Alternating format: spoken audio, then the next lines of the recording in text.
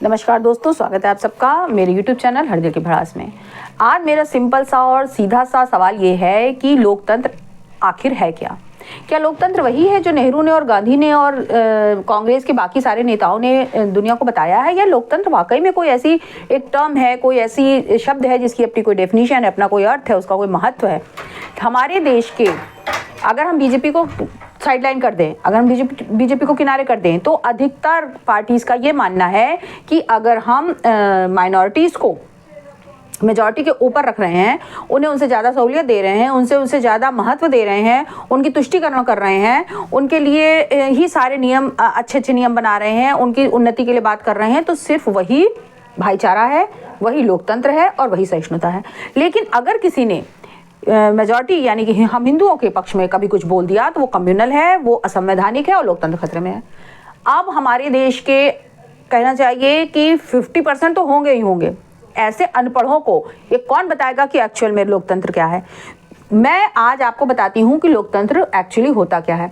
लोकतंत्र का मतलब होता है कि देश में बिना किसी वर्ण के, बिना किसी जाति के, बिना किसी धर्म के, बिना किसी लिंग के, बिना किसी भी फैक्टर को माने बिना, किसी भी फैक्टर के आधार पर किसी के संग भी दो व्यवहार ना हो। ये किसने कहा कि केवल माइनॉरिटीज को ही सर पर बिठाना लोकतंत्र होता है और मेजॉरिटी के बारे में कोई भी बात कर देना कम्युनल हो जाती है? किसने कहा? क्यों बीजेपी बार बार इस बात के लिए कटघरे में खड़ी करी जाती है कि वो कम्युनल पार्टी है? देश में जितनी भी योजनाएं प्रधानमंत्री जी ने लागू करी हैं, उस योजना में कहीं भी उन्होंने लिखा है कि इसका फायदा केवल मेजॉरिटीज को मिलेगा?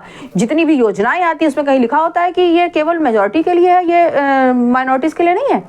कांग्रेस ने इतने साल तक हिंदू लोगों को, सनातनी लोगों को अपने पैर के नीचे दबा के रखा। इवन वो तो अच्छा हुआ कि 2014 में मोदी जी आ गए, वरना सोनिया गांधी जैसे बंदी तो देश में वो कानून लाने वाली थी कि अगर कहीं भी कुछ कम्युनल राइट्स होते हैं तो उसके लिए मेजॉरिटी जिम्मेदार होगी। भैया, सामने वाला आपको आके पत्थर मार जाए, सामने वाला आपको आके गोली मार जाए, सामने वाला आप कुछ भी कर जाए, आपकी बच्चियों के संग गलत व्यवहार कर जाए, लेकिन गलती मेजॉरिटी की होगी। कैसा वाहियात नियम लेके आ रही थी ये औरत। ऊपर से लोग कहते हैं कि कांग्रेस जो है वो एक संवैधानिक पार्टी है, कांग्रेस जो है वो एक धर्मनिरपेक्ष पार्टी है, कांग्रेस सबसे बड़ी हिंदुओं की दुश्मन पार्टी है, सबसे बड़ी कम्युनल पार्टी तो कांग्रेस है। उसके बाद सपा भी है, मैं मानती हूँ, उसके बाद कांग्रेस के 5 चिन्हों पर चलने वाली सपा है कि वो भी उसी 5 चिन्हों पर चल रही है कि हाँ भाई, अगर हमने माइनॉरिटीज को सर पर बैठाया तो और इन लोगों को प्यार नहीं है माइनॉरिटी से। अगर आपको लगता है कि ये प्यार के लिए कर रहे हैं, केवल वोट के लिए कर रहे हैं, और उसके बाद भी हमारे आधे हिंदू इतने मतलब आंख बंद करे हैं, जाने वो बेवकूफ़ हैं, जाने उनके पास समझ नहीं है, जाने वो अभी भी इतने बड़े दास हैं, गुलाम हैं कांग्रेस के, कि अभी भी उनके खिलाफ नहीं बोल रहे हैं। अधिकतर चैनलों पर मैं जब डिबेट सुनती हूँ तो अधिकतर सब यही कहते हैं, अरे हिंदुओं के संग हुआ तो बहुत सही हुआ, अरे लेकिन अब माइनॉरिटीज़ के संग ऐसे कैसे हो जाएगा?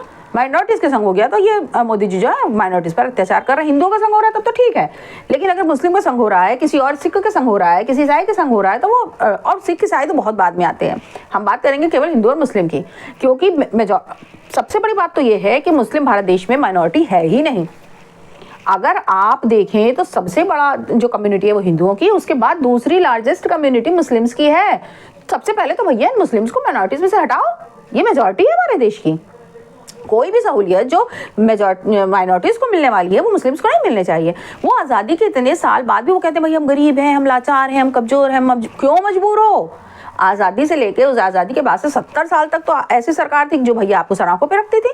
अगर आप इतने सालों बाद भी अपनी पोजीशन को, अपनी स्थिति को सही नहीं कर पाए तो क्या इसके लिए देश जिम्मेदार है? किसके लिए सरकार जिम्मेदार है? आप खुद जिम्मेदार हैं। अगर आप गरीब हैं, आप लाचार हैं, तो इसका मतलब है कि आपकी कहीं ना कहीं आप में ही कमी है। आप अपने बच्चों को स्कूल में ना पढ़ा के मदरसों में भेजते हैं। मदरसे क्या करते हैं? मदरसे केवल सिखाते हैं कि हाँ भाई वो उनको धार्मिक नॉलेज भी वो धार्मिक देते कि नहीं देते मुझको नहीं पता, लेकिन अधिकतर वो दूसरों के खिलाफ उनको भड़काते हैं। मदरसों में जो बच्चों को शिक्षा दी जा रही है वो उन बच्चों के लिए ही जहर है जो बच्चे वो शिक्षा ग्रहण कर रहे हैं, क्योंकि वो पढ़ करके वो, आप ये मानिए कि वो साइंटिस्ट बन जाए, वो डॉक्टर बन जाए, मुझे कैसे बन जाएंगे? आप स्कूल क्यों नहीं भेज रहे अपने बच्चों को?